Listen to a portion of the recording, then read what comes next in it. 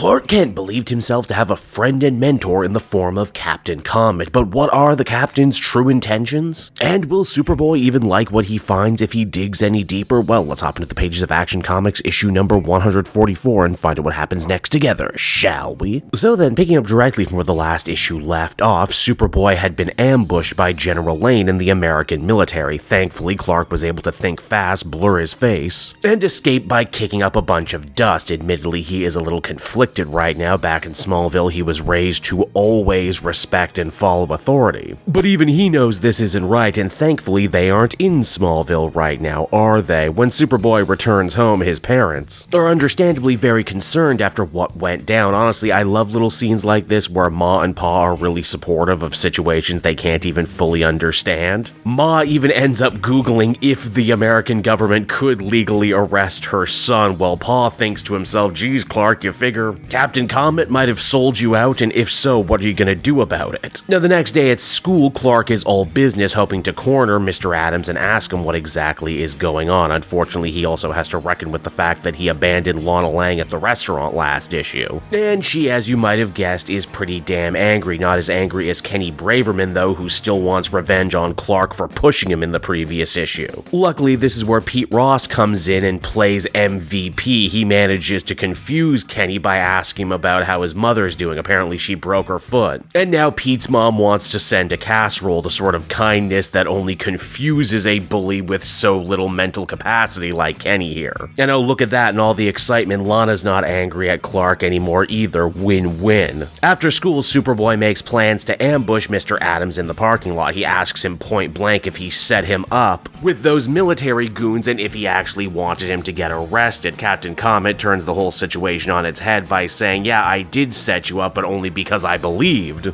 you'd be smart enough to get yourself out of that jam. After all, if you want to be a hero, if you want to be the defender of Earth, you're going to have to learn to work with people like General Lane, but more importantly, you're going to have to deal with problems you just can't punch your way out of. And I find it very interesting that Wade uses that phrase, problems you can't punch your way out of, because if you've listened to the channel long enough, I use that phrase myself all the time. And hey, just to really hit home the idea that Captain Comet isn't secretly some sort of bad guy, he actually suits up and helps Clark rescue a hitchhiker who almost fell to his death. Still though, even with this newest face turn, Clark can seemingly not just shake the idea that there is something that Adams is hiding right now, some dark secret he doesn't want to tell him. And you know what? Of all things, it actually ends up taking a biology class for Clark to end up putting two and two together. You see, him and Pete Ross are dissecting frogs, something that the young Superman doesn't really like to do. But it's a good thing he did that day, because after using his super senses to smell the rot, Superman managed to actually tie together this scent memory to a very important event, the first time he actually met Captain Comet. With this revelation in hand, Superboy actually decides to pay Mr. Adams a visit after hours, cornering him in his garage and actually taking him by surprise. Now, we all knew before that Captain Comet was a superhero in Smallville that predated even the coming of Superman, but in a nice bit of connective tissue to Mark Waid's own new history of the DC Universe, we also learn that after the disbandment of the original JSA, Captain Comet had led a brief incarnation of the Justice Alliance, a team that saw him join forces with such luminaries as Congo Bill. Here's the thing, when that team fell apart, all of the different members remained in the public eye, everyone but Captain Comet. Now, why would he end up doing something like that? Well, the same reason that Clark smelled decay on him before. You see, Mr. Adams is actually dying, and as the man himself puts it, he's been dying for a while now. Back in the day, he used to travel to space with reckless abandon, but the last time he was there, he ended up contracting a terminal alien disease, one that every year robs him of his power. This is why he's thrown himself so hard into trying to train Superman, and why his methods seem so extreme. He only has so much time left, and he doesn't want to shake off this mortal coil without feeling that he has properly prepared Superman for the threats to come. Now, young Clark was smart enough to crack the case about what exactly was eating Adams, and then he ends up going a step further by saying that if it's an alien disease that's making him sick, then perhaps the cure is still up there in space. Captain Comet has a ship, but unfortunately he only has enough fuel to break the atmosphere. After that, he would just be floating aimlessly out in space without direction. That's why he never tried to find a cure before, but that is all before he knew Superboy. Superboy could very easily get his ship up in the atmosphere and give him a real fighting chance. Though Adams very vehemently reportedly ends up turning down Superboy's help, saying that he's already made up his mind, and that there's nothing young Clark can do to change his course of action. And for a minute there, you actually see Superboy get angry like he did earlier on in this arc, but he actually composes himself, calms down, and begins to leave. But wouldn't you know it, this was all actually part of Captain Comet's big final test for Superman, to see that if even with his amazing powers, he would still actually respect Adam's own wishes. Again, a very important lesson to learn, because one day Superman is going to become the most powerful being on Earth, maybe one of the most powerful beings in the multiverse. He's got to learn to not go around and impose his will on people even when he thinks he's right. And now that Clark has learned that lesson satisfactorily, Captain Comet does ultimately agree to take Superboy's help in getting him out to space one last time.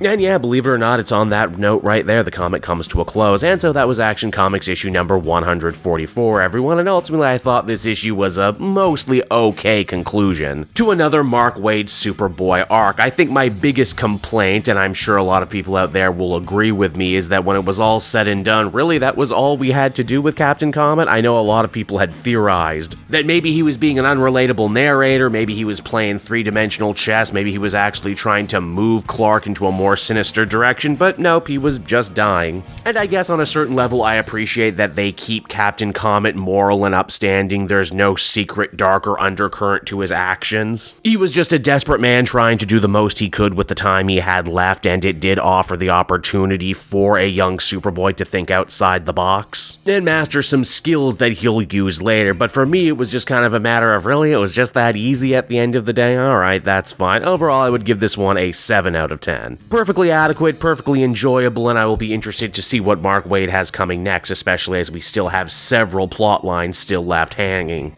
Hey there everyone, it's your pal Cape Joel again, and if you're seeing my face right now, that means you watched to the end of the video, and I'll always be grateful for that. Retention helps in this crazy YouTube game, and so does becoming a patron. If you head on down to the description, you can find a link to my Patreon page. Recently just redid all the tiers, a lot of cool stuff offering up there, exclusive commentaries, exclusive polls, behind the scenes concept art for Capes and Quest, that's the brand new D&D show I've started soon. Never been a better time to become a patron. You can become a patron for as little as $1 a month and help the channel grow, and help me continue to deliver content like what you just saw. So I want to thank you all, and I will see you again next time. Bye-bye.